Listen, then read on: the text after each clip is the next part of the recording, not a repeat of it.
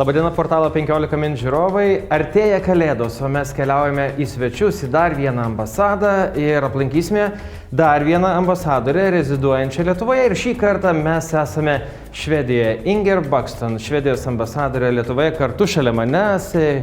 Hello, hey, labadiena.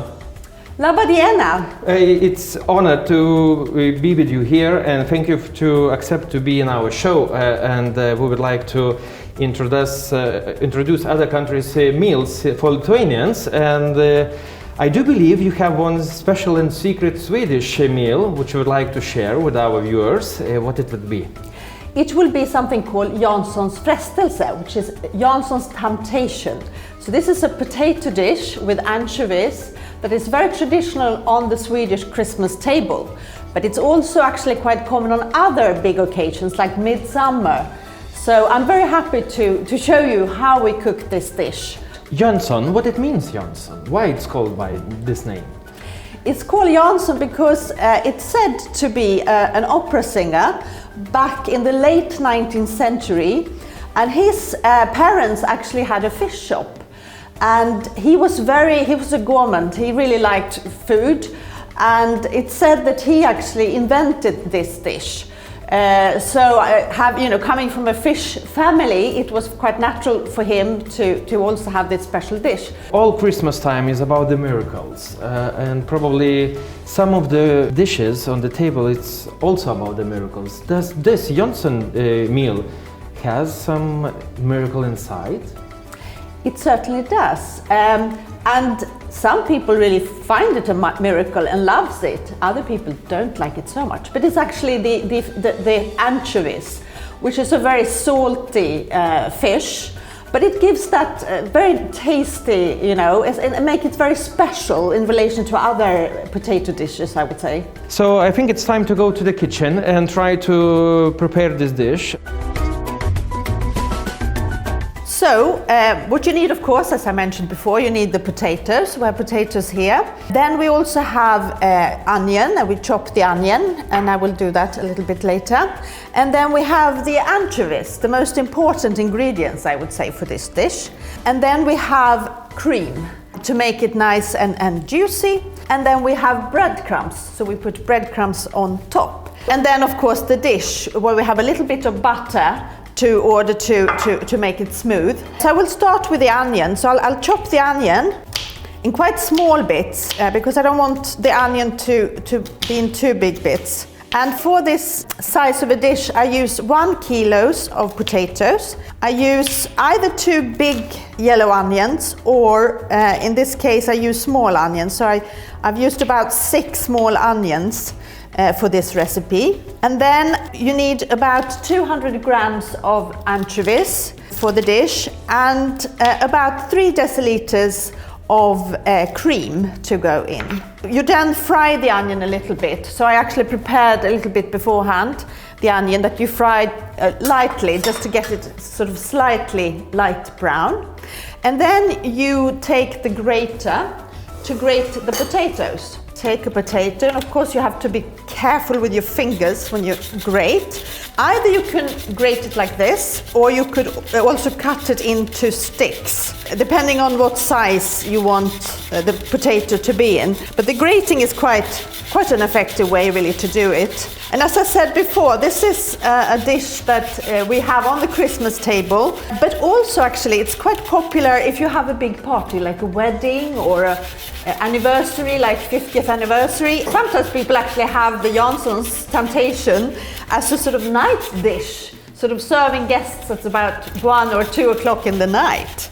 And what other dishes are must on a Christmas table in Sweden? Well, the most important, I would say, is the ham. So we have a ham that you cure in salty water, and then you boil it. And afterwards you bake it with mustard and breadcrumbs on top. And the other thing that's central to a Swedish Christmas table would be the herring. Different types of herring that have been put in liquid and with mustards, for example, sometimes, or sometimes in with dill and things like that. The other thing we eat is salmon. So cured salmon, gravlax as we call it, that's also very, very popular to have on the Christmas table. Meatballs, I would say, also very, very important. And then you have different kinds of sausages. Some people from the south of Sweden, they like to eat eel, so they would have that on the table. And also I would like to tell you that with the ham, because you boil it the day before, it's very popular that you actually take the broth that you boil the ham in and you have it as an evening meal the day before Christmas. So you take some brown bread and you dip it in this broth and you eat it. So it's quite salty water.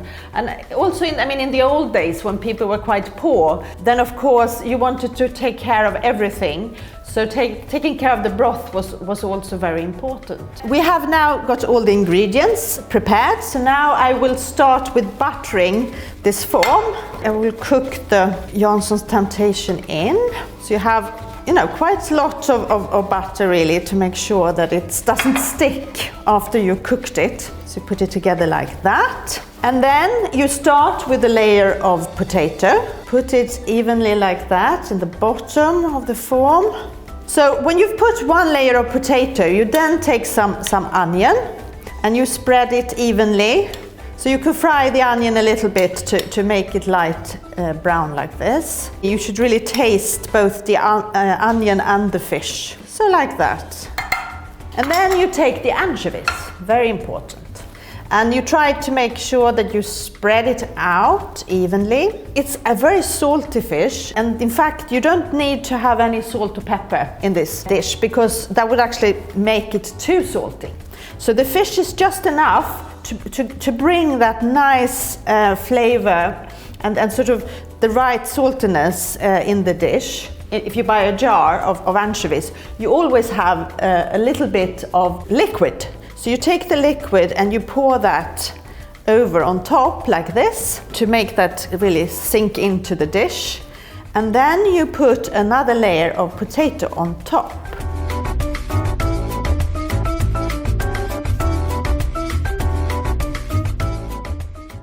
So then you pour the cream like this evenly across. You can keep going around a little bit to make it even, like that. And then finally, before we put it in the oven, we take the breadcrumbs and we try to put it evenly like this. This is quite a small spoon, so I used a couple of spoons, but sort of 1 to 2 tablespoons really that you put on top. It's ready to put in the oven.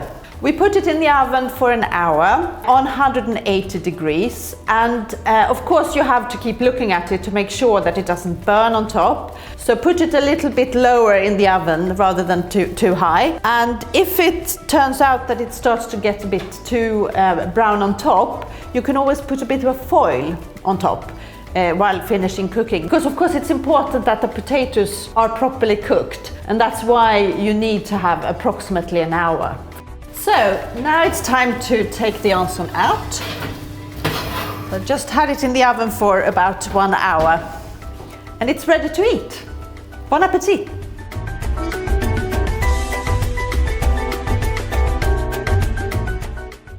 The main dish is ready. Now we have on the table a few other traditional dishes of Swedish people. Can you explain what we have here? Yes, so already in Advent, in this period, 4 weeks before Christmas, we start to have a warm mulled wine. We call it glögg. So it's basically like wine with herbs. You have it in other countries. Like in the German-speaking one, you have glühwein, and then in the British, you talk about mulled wine. And you have it with raisins and almonds, always.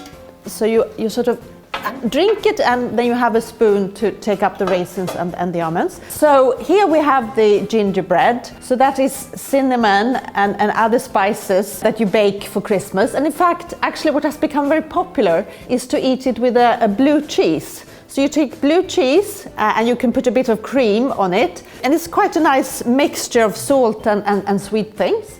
And then here you have the lussebullar, and that's a very old bun that really existed from the Middle Ages. And it's said actually that the lusse stands for Lucifer, and Lucifer is actually the devil. And since this is the darkest period in the year, you wanted to frighten away the devil.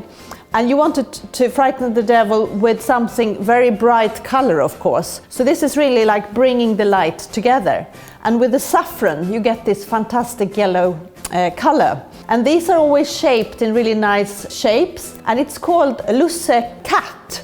And they are particularly connected to the Sancta Lucia that we celebrate on the 13th of December. And that's a mixture really of the old medieval Swedish tradition and the Catholic saint, Sancta Lucia, who came from Sicily, who lived in the 3rd century. She actually was forced to marry somebody against her will. And she refused, and she even took out her own eyes and sent it to this man. And then they tried to force her to a brothel, but she refused, and the donkeys wouldn't move, you know. So she became a Catholic saint. But even in a Protestant country like Sweden, we have taken on the Sancta Lucia tradition, and we have very specific songs for Sancta Lucia. And it's so nice because early in the morning you would have these choirs going around singing, and you have Sancta Lucia, she has candles in her hair, and she has also other people singing with her, and the boys actually have white hats with stars on them. And sometimes you have little Christmas gnomes as well coming in this procession. And one very important thing to Swedes is that at 3 o'clock in the afternoon, people always watch Donald Duck. On a Christmas Eve day? Or yes, Christmas in the Christmas Eve. You watch Donald Duck at 3 o'clock. Sounds very odd, but you know, in the old days, you didn't have a lot of television. We didn't have any Walt Disney. You had to go to the cinema to have Walt Disney. So actually already in 1960, they started to broadcast every Christmas Eve this Walt Disney cartoons with Donald Duck.